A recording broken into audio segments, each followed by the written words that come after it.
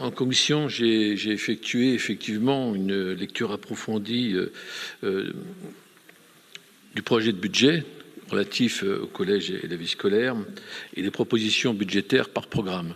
Il me semblait nécessaire qu'on le rentre dans le détail et qu'on débatte de cela avant d'avoir une intervention plus globale par ma part, en tout cas ce qui concerne cette présentation de maintenant.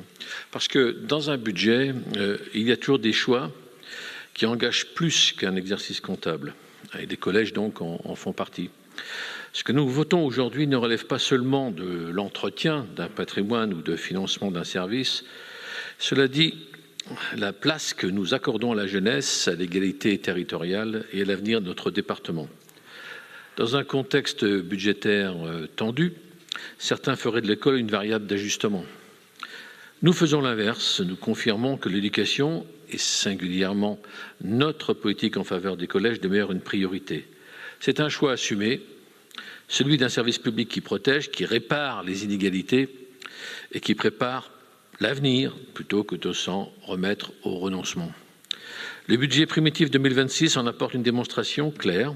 La politique collège nouvelle génération reste au cœur de notre stratégie d'investissement et cela a du sens car notre action pour les collèges ne se résume pas qu'à des opérations de travaux. Elle forme un tout, et j'ai l'habitude de le dire à chaque présentation budgétaire, des bâtiments mieux conçus, une restauration accessible et de qualité, des équipements adaptés, un numérique utile, des conditions de vie scolaire améliorées, une transition écologique ancrée dans le quotidien des établissements. Nous assumons d'autant plus cette orientation que les opérations de construction et de rénovation sont aujourd'hui plus complexes. C'est valable pour le département, mais aussi pour les communes, pour les régions, à travers les lycées. Sont complexes pour tout le monde, plus coûteuses et plus exigeantes qu'hier.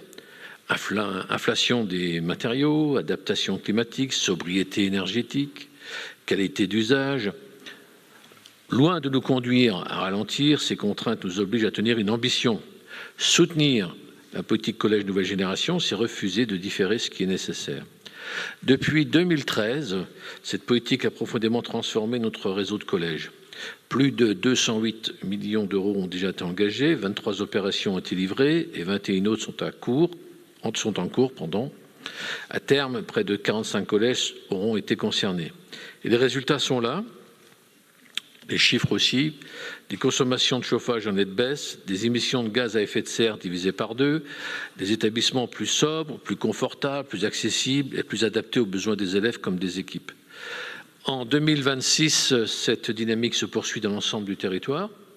Les chantiers se poursuivent à Gerbier-Villers, à Nancy-Plateau-de-Haye, à Toul.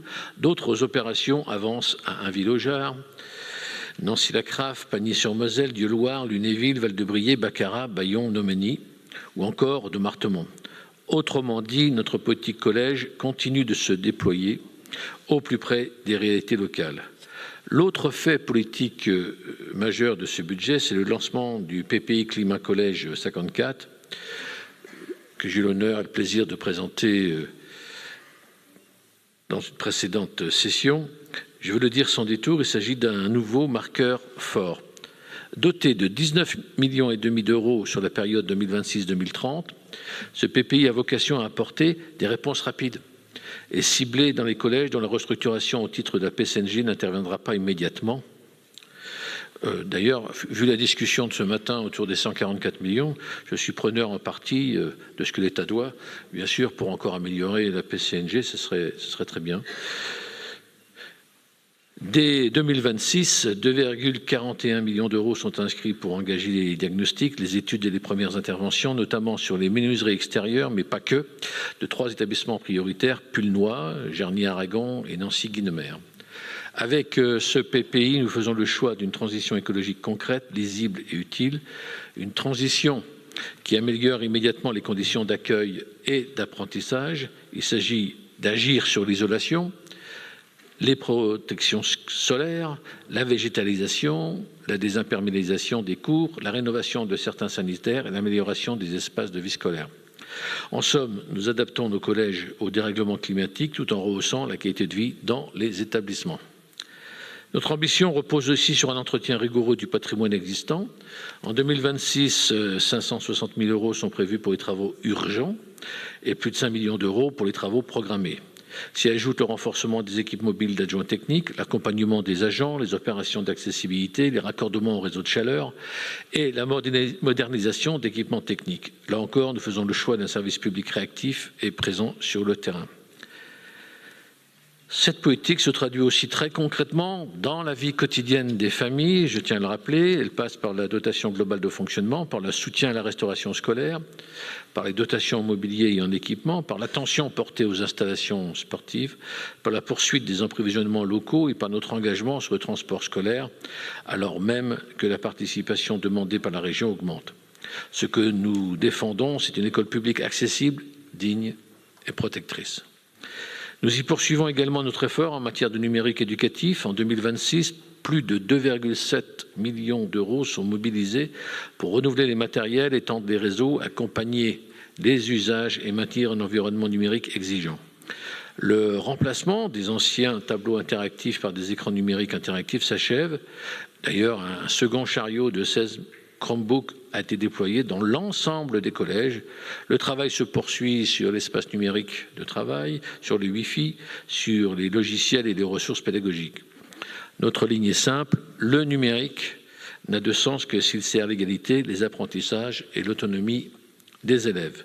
Mes chers collègues, ce budget exprime une cohérence, il montre que nous voulons tout à la fois choisir la justice sociale et la transition écologique. Il montre aussi que nous refusons d'opposer l'entretien immédiat aux transformations de fond. Avec la PCNG, avec le PPI Climat Collège 54, avec la maintenance, la restauration et le numérique éducatif, nous portons donc une même ambition, offrir à chaque collégienne et à chaque collégien des conditions d'accueil et d'apprentissage à la hauteur de ce que le service public doit garantir. Au total, nous passons en investissement de 22 778 000 € votés au dernier budget primitif à cette année en 2026 à 31 189 000 € proposés donc à votre vote. C'est cette ligne que nous assumons, investir sans renoncer, entretenir sans subir, transformer sans attendre. Nous continuerons à défendre ces politiques collège avec constance, avec lucidité et avec détermination. Je vous remercie.